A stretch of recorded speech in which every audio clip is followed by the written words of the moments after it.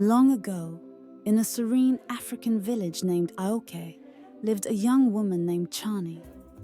This village held a peculiar standard of beauty. A woman's attractiveness was determined by the slimness of her waist. The slimmer a woman, the more admiration she garnered from the men of the village. As a child, Chani's weight was unremarkable, perfectly average for a girl her age. However, as she grew older, Chani developed an insatiable appetite.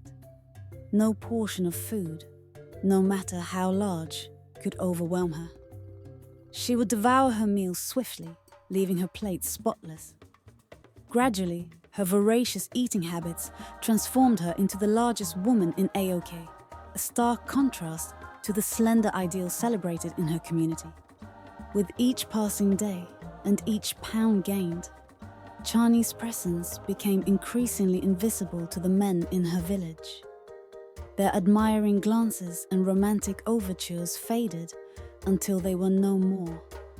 As her peers and childhood friends married one by one, Chani remained single, still living in her father's house.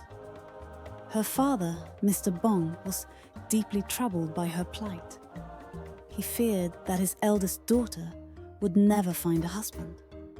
Her younger sisters had all settled into happy marriages, leaving Chani as the sole unmarried sibling. The burden of her loneliness weighed heavily on Mr. Bong's heart. And as a loving and determined father, he resolved to help Chani find a suitable husband before it was too late. One day, Mr. Bong heard exciting news. Tony, the son of one of his closest friends, had recently returned to Aoki after spending years in the bustling city. Tony was now seeking a wife. Seeing this as a golden opportunity, Mr. Bong eagerly spoke to his friend about Chani, singing praises of her virtues. A date was soon arranged for Tony to visit and meet Chani with the hope of a potential match. When Chani heard of the arrangement, her heart leapt with joy. Could this finally be the moment her life changed? Could she at last find love and companionship? The night before Tony's visit, Chani meticulously prepared herself. She selected her finest outfit, styled her hair beautifully, and adorned herself with jewelry, her heart brimming with hope.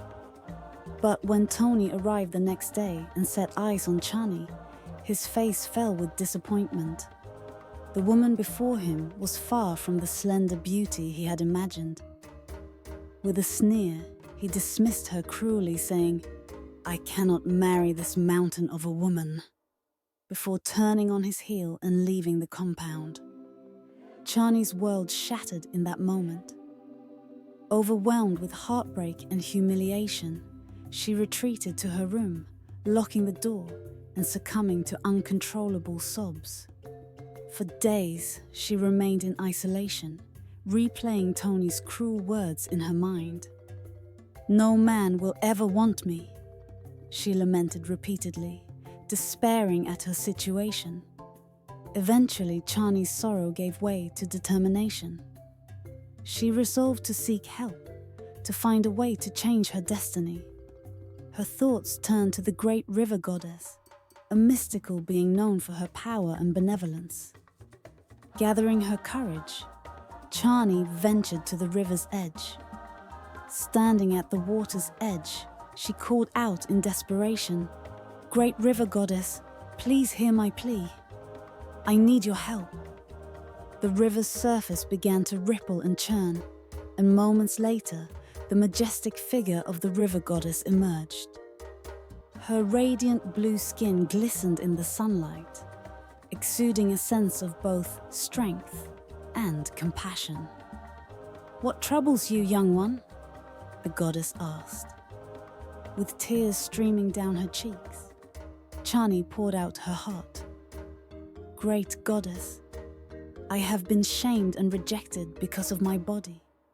All the men in the village scorn me, and I am alone while my friends and sisters have found happiness in marriage. Please, make me slim and beautiful like the others. so that I too may find love and acceptance."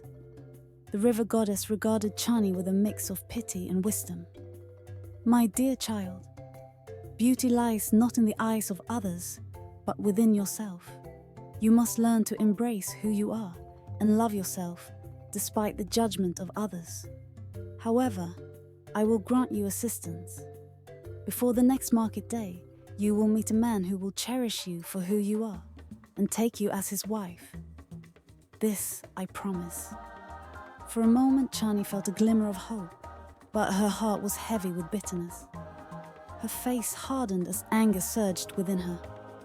"Great goddess," she said with a steely voice. "This promise is not enough. I want vengeance. I want every man in this village who mocked and humiliated me to suffer as I have suffered. Let them feel the pain of rejection and shame that they have inflicted upon me." The river goddess was silent, her expression unreadable. Then she nodded solemnly. "It is done," she said simply, before vanishing back into the depths of the river. The next morning, chaos erupted in the village of Aoki. To their horror, every man woke up to find that their manhood had vanished overnight. Panic gripped the village as the men frantically sought answers. They turned to the village's juju priest, a man known for his mystical knowledge and connection to the spirit world. After consulting his oracle, the juju priest delivered the shocking truth. "This calamity has been brought upon you by Chani," he declared. "She has taken revenge for the years of humiliation and scorn she endured at your hands. The only way to reverse this curse is for every man in this village to sleep with her. Until this is done, you will remain as you are, incomplete men." A wave of despair swept through the gathered men as the gravity of their fate sank in. The thought of seeking out the very woman they had ridiculed was a bitter pill to swallow, but they had no choice. One by one, they began lining up outside Chani's house, their pride and egos crushed. The woman they had once mocked now held their futures in her hands, and they could do nothing but submit to her will. Unexpectedly, despite their initial repulsion, the men of the village found Chani irresistibly attractive the moment they stepped into her hut. Once inside, they became entirely captivated by her presence. Hours would pass as they remained entranced, their manhood inexplicably restored and vibrant only in her company. Yet, when they returned to their wives or tried to lay with any other woman, they found themselves utterly impotent. Chani's hold over them was unshakable, and the men were powerless against her magnetic allure. For Chani, this transformation felt like a vindication of all the years she had suffered. She relished the attention and desire of every man in the village. No longer seen as undesirable, she was now the most sought-after woman, envied by the very women who had once pitied or mocked her. The wives, however, were frantic and furious. They tried everything to reclaim their husbands' affections, pleading, scolding, even threatening to leave. But their efforts were futile. The men could not resist Chani's spellbinding charm. Months of torment passed, and the wives, desperate and broken-hearted, turned to the village juju priest. "You must help us," they begged. "Our husbands have been bewitched, and our families are falling apart. Surely there is a way to break this curse." The juju priest, moved by their plight, cast his bones and consulted his mystical oracle. After a long silence, punctuated by ritualistic gestures and muttered incantations, he finally spoke. "There is a way to undo this spell," he said gravely. He handed the women a small clay pot filled with an ancient magical powder. Spread this powder around Chani's hut at night while she sleeps. Then, recite the counter curse I will teach you. This will shatter her spell and restore balance to your husbands." The wives clung to his instructions with desperate hope. That night, under the cover of darkness, they gathered outside Chani's hut. With trembling hands, they sprinkled the enchanted powder around the hut's perimeter, careful not to wake anyone inside. They chanted the counter curse phrase 3 times, their voices steady with determination. For a moment, nothing happened, and fear gripped their hearts. But then a wave of energy seemed to ripple through the air.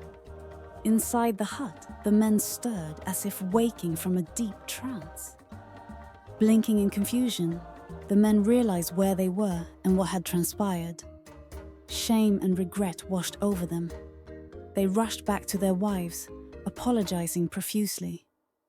"Forgive me," they pleaded. "Some dark power controlled me, but I am yours and yours alone."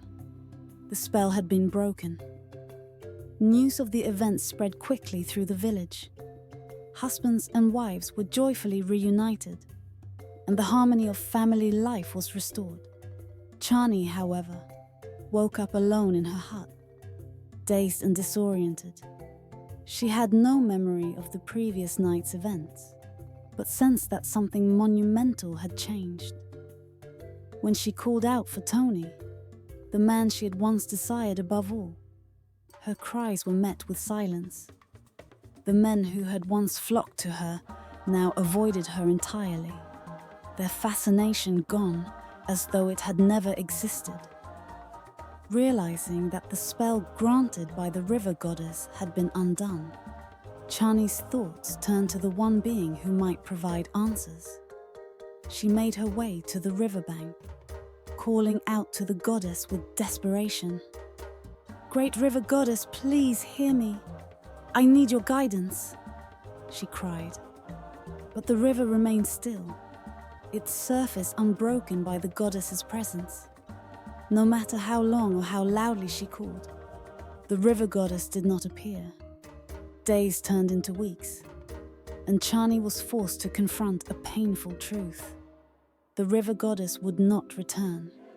Whether out of anger at the broken spell or disappointment in Chani's choices, the goddess's silence was absolute. Chani returned to the village, now a shadow of her former self. She had lost not only the magical allure, but also the chance for the genuine love she had once sought. The vengeance she had pursued so fervently had brought her only isolation and regret. For the rest of her days, Chani lived as the village's loneliest woman. Her story became a cautionary tale, a reminder of the destructive power of unchecked anger, greed, and the pursuit of superficial beauty. Though she had been a victim of cruelty, her own choices had compounded her misery. The village elders often concluded the tale with wisdom from Proverbs 4:23. "Keep thy heart with all diligence, for out of it are the issues of life." And so, Chani's story serves as a lesson for all.